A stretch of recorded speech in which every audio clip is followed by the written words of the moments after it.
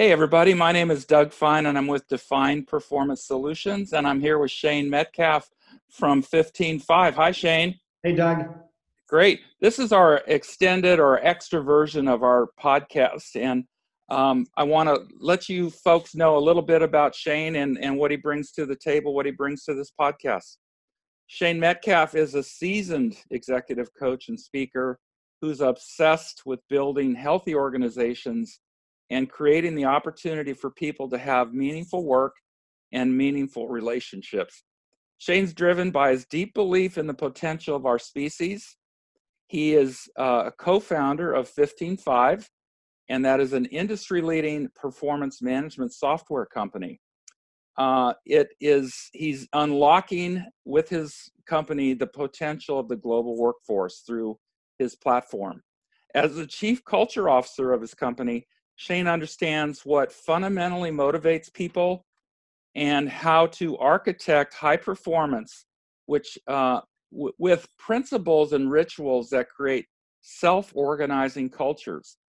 Along with his co-founder, David Hassel, Shane developed the best self-management methodology, which posits that supporting people in learning, growing, and becoming their best selves catch up here. Over time, which is really important, the natural byproduct is uncommon high performance and loyalty.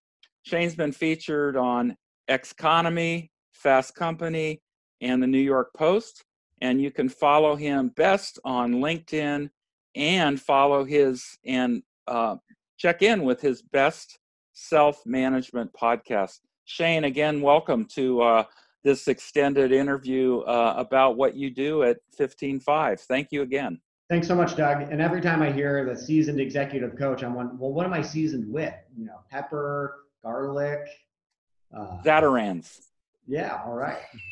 I lived in New Orleans for 14 years, so I can say that. Yeah. So can you provide, Shane, a synopsis of your path for founding 15.5, and what was the main vision behind it?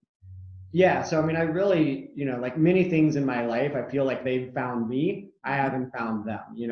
I've always had intentions of starting companies and creating financial prosperity for myself, and figuring out ways to be of service. Really figuring out how do we get ourselves out of some of the messes that we're in as a species. It's 2019 right now, and we've got some serious things to figure out in the 21st century. I think that we have kind of a 50-50 chance of making it through the 21st century as a species. And one of my own personal theories is that if we get people, a critical mass of people that are living out of fear, that are no longer operating from a default fear-based worldview and perspective, we dramatically increase the odds of finding real solutions to our problems. And so I've always been obsessed with that question. I've always been really fascinated by human development and organizational development. I'm not sure if you've ever heard of Ken Wilber and integral theory. Yes, I actually have a couple of his books. Yeah. So my high school, strangely enough, was actually based upon integral theory. Wow. And so I was exposed to this idea of an integrative framework of human, organizational, societal development from an early age. And I really fell in love with it. And it was just like, whoa, okay, we all have so much more potential than we are realizing currently. I have more potential than I've realized. And that really lit something inside of me. And so it put me on a path of growth and discovery and really seeing, okay, cool, well, how far can I push this envelope?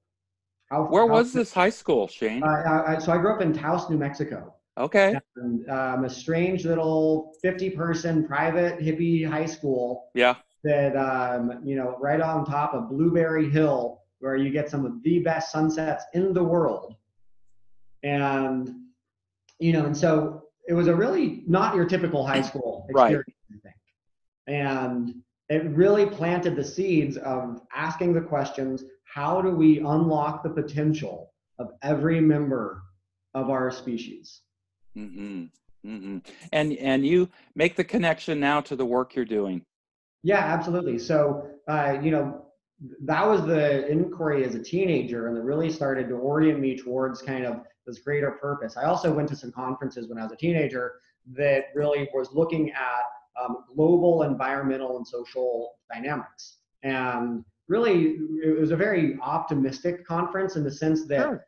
it was essentially giving me a preview of we can solve every single major problem that we're facing right now with existing technology. Hmm. We already have the solutions. Mm-hmm. And it really opened up this idea of, wow, things can be so much better on this planet. Like, we've already been going in a good direction. You know, I mean, Sure. in the 1800s, 80% of humanity lived in extreme poverty.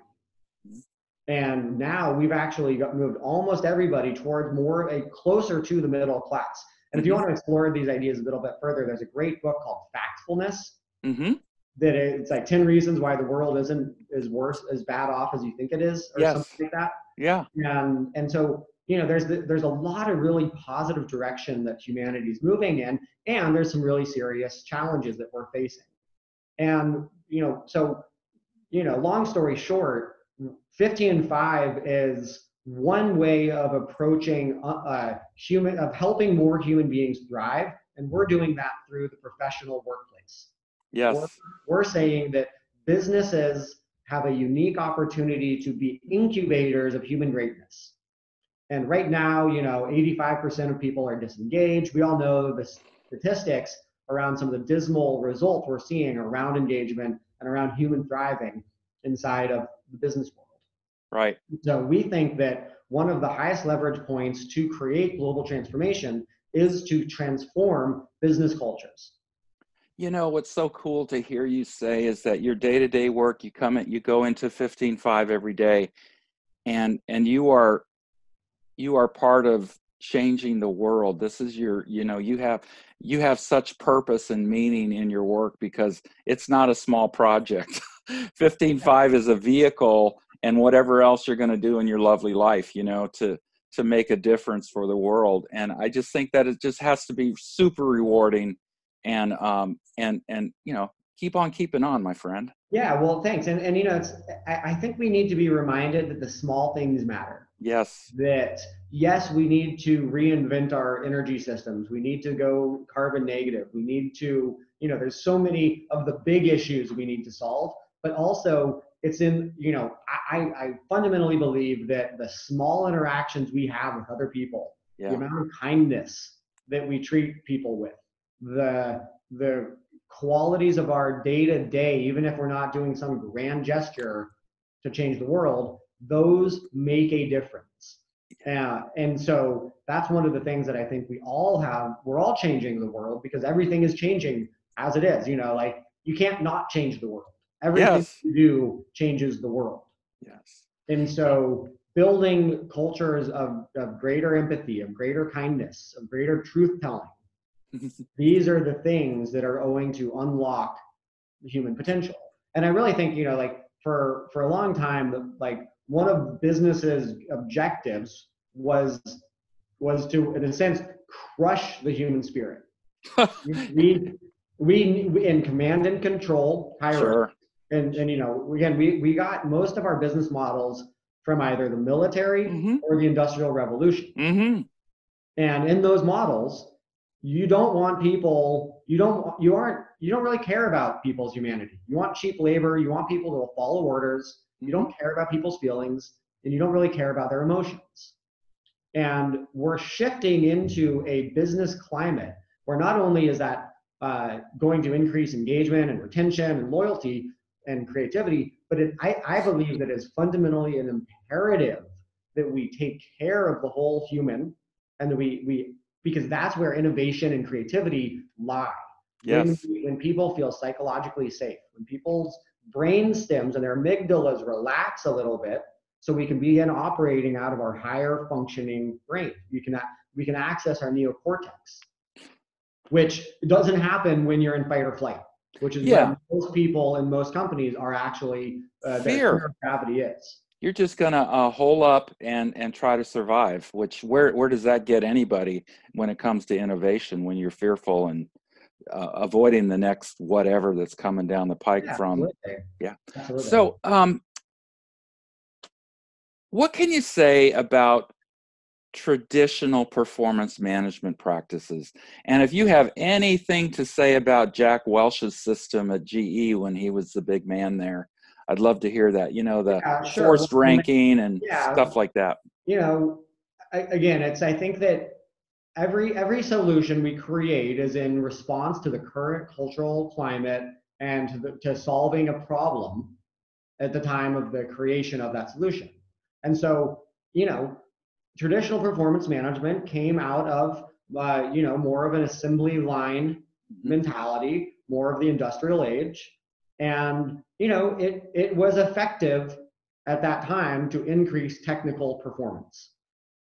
The amount of widgets you can press out an hour, and it was pretty good at that. I believe that it is a antiquated system that is no longer sufficient for the 21st century human being, and that if you don't adapt, you will lose you won't retain your best people, you won't help everybody in your company actually improve, and you're going to alienate the best talent in the world from joining your company. I might say that it's probably been 15 years where I just stopped. Sure, I had to go through the ordeal.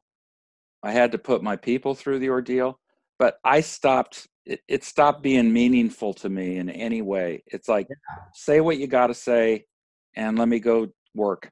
Yeah, because it's just the way it was just meaningless to me. And anyway, that's just been. I hated the process. I hated having to be a leader to do it, but I hated to be on the receiving end of it too, because I wasn't going to walk out and be a different person or be better because of what he or she said to me about my performance. Absolutely. Typically, when the managers hate doing it, when the employees hate doing it, when HR hates doing it, something's wrong. Yes. I mean, occasionally there's some of the sadistic HR people that love doing it. There are none of those. No, there are none of those out there. And so there is a better way. Sure. And what we're doing in 15.5 is we're leveraging all of the cutting edge social science. We're looking at the research that's coming out of positive psychology, out of humanistic psychology. We're applying those principles in saying, look, with some slight tweaks, you can not only measure performance, but you can also create greater psychological safety. Yes. You can help people understand what their potential is, and then create pathways to realize that potential, which also is going to have a far greater business impact on all of your all your business outcomes. Yes. And it's not that it's about not being light on holding people accountable, or nope. It's not about being light on holding people accountable. It's saying we have very high standards for performance. We expect greatness from you, and we are going to create systems and structures that are proven to actually help you realize that greatness. We're going to support you. It's the difference between planting an oak in the desert and then expecting it to produce acorns, but you're not actually watering it. You're not giving it the right kind of soil. You need to create the right environment for your people to thrive. That's really, because look, high performance is a byproduct, not a source. Right. Yeah. I have been exposed recently to a certain gentleman's thinking about engagement in general, and he has kind of posited that the best performing companies have high engagement as a result of their performing so well. And sometimes it's not the other way around. It's not like, let's get people engaged so we'll be a great performing company. That's his theory anyway. It's not always that a company or employees have to be focusing so much on engagement. If they're focusing on doing what you're doing, you've only mentioned engagement a couple of times in this conversation, and yet you're doing things that are going to foster engagement just by your practices and your core beliefs and the principles you're operating under. You following me? Yeah, absolutely. And look, I mean, I think it would be silly for us to say that you can have a high performing organization if you're never losing. And, like winning at business is a big piece of the puzzle, undoubtedly. Yes. Undoubtedly. Like, let's be honest. If every quarter you miss your targets and numbers are going down and you're not growing, it is going to be hard to feel like there's a positive future that you want to be a part of. Right. So I don't think that person's entirely wrong, but it's definitely not the only piece of the puzzle, because I mean, it's proven that people that practice gratitude in their lives, for instance, are more resilient, are more emotionally resilient. And so you need to have both. You need to there needs to be a focus on winning and actually selling and finding product market fit and creating being customer obsessed. Sure. Yes. And you also need to, like, you can have that and you can still have people miserable and disengaged and fearful. I mean, heart attacks spike by 20% Monday mornings because there's so much stress. People are dread going to work. And, I mean, there's of course other variables, like maybe people party too hard on the weekend and they're drinking a lot and that, but, stress. In general, it's very clear that work can cause a lot of negative stress. Have you read Jeffrey Pfeiffer's book? Come on now, it's something like This Job's Killing Me, or Dying for a Paycheck. It's called. No, I haven't. I've heard of it. He's a Stanford researcher, great author. Anyway, there it is. He just lays out the data of what work and quote unquote management is doing to the people around the world. Absolutely. And so, when you create a system where people are being and becoming their best selves, and you are focused on high performance, you're winning, you are, very clear on what success looks like as a company, and you're creating that, those two come together to create something that is completely off the charts. Yes. Because then it becomes a generative, yes. It becomes a feedback loop where you're winning, that increases your confidence. You can use that confidence to increase your own competence, which therefore increases your confidence, and you go on an upward spiral. Yes, sir. I say sir a lot. Like this whole best self-management thing, it's not a bunch of kumbaya feel-good shit. Right. It's not just taking care of your people just for taking care of it. Exactly. It's about winning. It's about business success. It's about making more money. It's about achieving your goals as an organization. Yeah. You look at employee lifetime value, or ELTV. Right. Focused on CLTV, customer lifetime value. But the financial implications of treating your people well are immense. It's estimated between 2 and 4x an employee's annual salary to replace them. Mm-hmm. And so you think, and then you look at the average tenure in tech companies right now is 18 months. Is that right? And it's millions of dollars. Absolutely. Walking out the door, taking it somewhere else. Yeah. Yeah.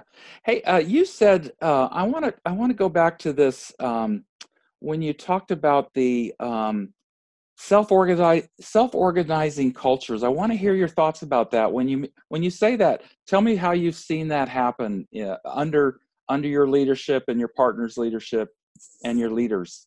Yeah, sure. Well, I mean, so part of it is you want each person in the culture, in the company, to understand they own the culture. Okay. Yeah. That everyone at 15.5 is a chief culture officer, and by having radical values alignment, by really actually caring about our values, hiring people who care about our values that can contribute and add to our values, what they do is they take ownership of the culture and they start doing things on their own. Yes. Great example of this is we have this ritual we call Question Friday. Mm-hmm. And essentially it's, every Friday. So this morning we all got on a Zoom call from all over the world. And somebody that's the question master for the month Mm-hmm. asked a non-business related question. And so the question today is, what's one of your favorite places to go in your town or city? Mm-hmm. And then everybody goes around and answers. And people are sharing about, like I talked about this canyon that I go to in my backyard, and I go up in there and watch the sunsets. And it's this incredible experience. And people in North Carolina are talking about their favorite coffee shops and sharing these stories from their lives. And it's really cool. And it's something that's kind of a cornerstone of our culture. Mm-hmm. What's really interesting is that this is also has now permeated into the way that we gather in smaller groups. Mm-hmm. Anytime somebody from 15-5 goes out and has a dinner together or a lunch together, people are often playing these at the table. And so then everybody comes together and has a single conversation. And I got you. that just happens. That's self-organizing. I'm not Yes. saying this is a company policy that anytime you sit down with lunch, you ask a question, go around and answer. It's, It's organic. Organic. Yeah. And I don't have to do anything to perpetuate that. It's right. Organizing, because you create systems that people align with, they see the benefit from, and they take on and own themselves. And there's a lot of other examples around this, but a lot of it is creating an ownership mentality with your people, where they say, cool, this is one of the best experiences I've ever had at work. I'm going to defend this. I'm going to take on making sure that I'm a defender, I'm a champion of these principles, and then they live them themselves. And you're actually saying, I want to own a piece of this. It's mine too. See, and that's the beautiful thing, Shane, because you and your partner, you guys are, you've been generous. You're saying this is yours too. Have it, make it, co-create it. And that's just because of the way you guys came to your work. And people love that you're just being generous with what you're doing there, and they're being generous with giving of themselves because you're being generous to invite them in. And one of our core values is grant trust and be. Mm-hmm. And I want to talk a little bit about the grant trust piece. Sure. I think that more of our default mode of operating in the world is where we want people to earn our trust. Yeah. We hire somebody, but then we say, all right, well, I don't really trust you yet.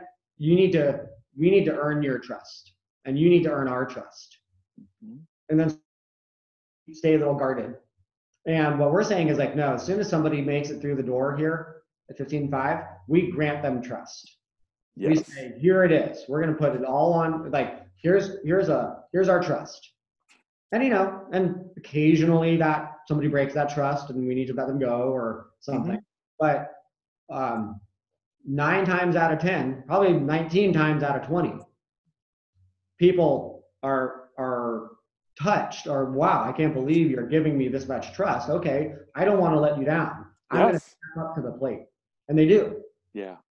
And it makes all the difference in the how you start those relationships really then lends into how it all blossoms. And like a little evidence of how well this is working. Please. So 8 years we've been running this company. We're about 180 people. Mm-hmm. And in those 8 years, we've only had 5 people voluntarily leave the company. Wow. And 3 of those. You see my eyes, they're like. Yeah. 3 of those 5 were because one person was, they're turning 30 and they really wanted to go surf. Mm-hmm. Another woman, it was her lifelong dream to open up a cafe in Raleigh, in North Carolina. So only 2 people left for other jobs. Yeah, that's fantastic. Congratulations. That's just like unbelievably positive to hear. And guess what? You guys can just say, we know what works. Yeah. I mean, obviously, just think of the millions of dollars you've saved. Oh yeah, absolutely. And it's great because there's so many other benefits. I mean, on Glassdoor we have a perfect 5-star rating. A perfect 5-star rating. Yeah, every single review that's ever come in is 5 stars. And And so the business value that we receive from these two things is immense. Yes. I mean, our ability to recruit top talent, Mm-hmm. our ability to, customers go and look at people at potential vendors' Glassdoor reviews to get a sense of, well, what kind of company is this? So there's a lot of very good business reasons to do all of this, but fundamentally, that's not really the only. That's sure that has some weight, that carries some gravity to it, but fundamentally, I just believe that it's a better way to do it. We're going to feel better about our lives. We're going to feel better about our legacy if we are, creating these environments where people are thrive, because what this does is it makes a long-term impact on each of our people for the rest of their lives. Not to mention this whole thing about your mission and helping the species and saving the planet and making beautiful workplaces, because that's what you're all about, I mean, it's all connected. It's all connected. Yes, it is. Hey, I would hope that you would just indulge me a couple more minutes, because I really want to touch on something and get your thoughts, and quickly, because I don't want to abuse our time together. But I offer engagement training. It's a company I've affiliated with in Salt Lake, and it's called Engagement Magic, and the word magic stands for 5 things. And I was hoping that you would just riff a little bit about what these words, how these words resonate with you as you lead your company. Sure. And I'm going to even mix them up, because it's not about the word magic. Great. It's about what the letters actually. So start with impact. If people see their impact, their engagement is going to be higher. So tell me about how you like to show people's impact at their work with you. Yeah, sure. Well, I think that really starts with job clarity. Yeah. Like, most companies suck at creating clarity of what the person's role really is. So take time and write really job descriptions for people that are accurate reflections of their day-to-day and what winning actually looks like in that role, and tie it to the impact of the organization. So then another great practice is create company-wide objectives or goals, team objectives, goals, and individual objectives and goals, and understand how the individual goals impact the company objectives. Because Beautiful. Otherwise people feel like a cog in the machine. They don't really know what difference their day-to-day work does. So the A in magic is autonomy. How do you help people be autonomous at 15.5? Yeah, well, we grant them trust. And fundamentally, I think that's really what autonomy is about, is feeling like we are trusted to do our job the best way that we see fit to do it. Okay. And of course, guidance, coaching, mentorship all plays a role in. It's not just leaving people alone. We want good communication. We want check-ins. We want questions. We want to be, examining each other's work. But it's about saying, I trust you, and here's the end result that we're going for. How do you think we should get there? Absolutely. A great quote that I love from Jonathan Raymond is more Yoda, less Superman. And I think it's a really good mantra for every manager, because you don't solve all the problems of your people. You want to flip the script. You want to ask more questions than you provide advocacy. Yes. So what about the C in magic stands for connection? Yeah, it's what we're designed for. We are built for connection. And so create space for human connection, human storytelling inside of our companies. And you've done that, like your Friday question is just like perfect example of how we create space to tell our human stories. It's a perfect way to do it. Growth. Yeah, be and become your best self. Create clear, alongside your business objectives, create self-development objectives for every person in your company. And guess what? They're creating them because they're self-development. No. Like, you don't create them. You give people permission and structure to say, what are the ways that you personally want to grow and develop in the next quarter? And it doesn't all have to be professional. It could be learn, like, I mean, one of my favorite, I'm an adult swimmer, as in Uh-huh. I learned to swim as an adult. Wow. And it's something that then when other people on the team come in and they also don't know how to swim, I get to be like, oh my God, I want to support you in this. And Yeah, so there's a lot of desert down where you grew up. there is a lot of desert in New Mexico. So yeah. What did you say? I'm sorry, I missed that. We skipped that. I didn't see the ocean until I was 16. Gotcha. And like a lot of people think, oh no, swimming is just something every person does. No, it isn't. Right. Being an inclusive leader is understanding we all come to the table with a very different life story.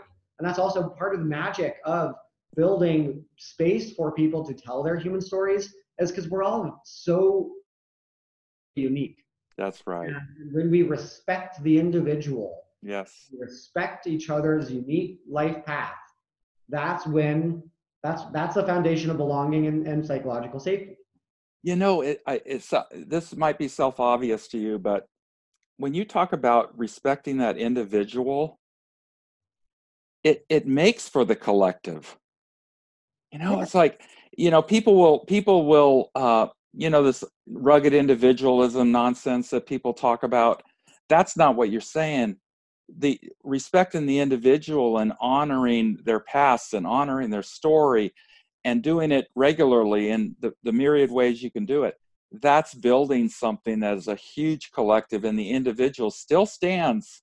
Yeah. But they're living within this community of like-hearted people. It's awesome. Now, I like to think of it as we achieve organizational harmony, where everybody's on the same note. You think of harmony in music, and you think of what we can do in an organization when everybody is playing together in sync. That's organizational harmony, and that's achieved through individual equilibrium. Right. Creating equilibrium in the individual. And doing what they do so well individually. Exactly. All right. The last thing is meaning, Shane. The last letter the first letter in magic is M for meaning. Yeah. Well, we are, if anyone's ever done Landmark out there, the Landmark Forum, which is a really cool 3-day transformational course, they have this great saying where they say that we are meaning-making machines. That's what human beings do, is we make meaning. And, it can be meaning that I'm a victim or meaning that I'm but we are constantly making meaning. And so what's really beautiful is that any company doing anything can connect what they're doing in a company to more meaning, because we're making all this shit up anyway. None of it's real. Businesses are just legal fictions. Money's not real. Companies aren't real. Coca-Cola isn't real. 15.5 isn't real. You're blowing my mind here. Hey, slow down. It's all just a collective myth. Right? This is fact. This is, and so what's really cool is that because it's none of it is real. It's all just more of this dream that we've dreamt up. We can dream a better dream. We can make meaning out of our work from thin air. Yes. Okay, we got to get to the Burning Man thing, and then I'm going to cut you loose because I've overstayed my welcome. So tell me in general about Burning Man and sending your people there and inviting them to go, and the company 15.5 paid their way. Tell me more about that. So real quick backstory on this is the program that we just implemented this year is that we will pay for any employee of 15.5's first ticket to Burning Man. And to be clear, we're not forcing our people to go to Burning Man. We're not creating, strong incentives. We're just saying this is an invitation. You've got to do everything else on your own, but we're giving you a little bit of a nudge, an encouragement to go. And why we do that is that our purpose as a company is to create the space for people to be and become their best selves. And that starts with every single person in the company. You know, this isn't just for our customers. It is for every single user at 15.5, but it is also, we need to live that internally. And when I think of what are the experiences that have made the greatest impact in my life, that have changed me and opened my eyes to new ways of seeing and a more expansive way of thinking, a more inclusive behavior, a more creative way of living. And I think of immediately, well, shit, Burning Man. I've been to 10 Burning Mans. I've been going for since 2007, and me and my wife have been going for that whole time. And it's one of the greatest experiences that I think a human being can have. How about that? It's the highest concentration of creativity on the planet. And it's so much more than just a big party. And anyone that's ever been to Burning Man understands this. Anyone that hasn't ever been to Burning Man has no clue. But you know, it's just like trying to describe orange to somebody that's never seen orange. Yes. And so we had a lot of fun with that, because we were saying, well, great, we already pay for people to go to certain workshops for their own personal and professional development. Let's buy them a ticket to Burning Man. So we're really excited about this, and I think that a lot of people are going to take us up on it next year as well. Okay, so we are just going to have another conversation at your convenience, because I want to hear about when people came back and maybe what you all saw, or what has changed in the year after people, you know, took advantage of your offer. Yeah, we only had a few people go this year because we announced the program relatively close to it, and it takes quite a bit of planning and preparation. Sure. And so I'm really excited for next year, because so many people, I mean, we've got a bunch of our Ukrainian and Polish developers that are planning on going next year. Mm-hmm. You know, so there's going to be I think there's going to be a lot of people taking us up on the offer, and their lives changing for the better as a result. So cool to hear. Shane, I've abused my time with you, and this has just been an awesome conversation, and thank you very much for the time you've given me. My pleasure. We got out with about an hour, so I feel okay about that. Can we keep in touch? And I'd love to keep in touch, and just, you know, many thanks. Let me shut the recording off, and we'll see you down the road. Thank you again, Shane Metcalf, co-founder of 15.5. Hi, thanks for checking out my Defined Engagement podcast. I'm based in Augusta, Georgia, but I can travel to where you are to offer really, really robust, fun, and meaningful engagement training. If you want to learn more about the kind of engagement training that I deliver, you're welcome to attend one of my live demonstrations. You can go to this site, www.dougjfine.com/demonstration signup. There you can sign up for my 45-minute to an hour live demonstration and learn more about what I do and what I can do for your company. Again, thank you for attending this Defined Engagement podcast, and I sure hope that we can meet down the road sometime.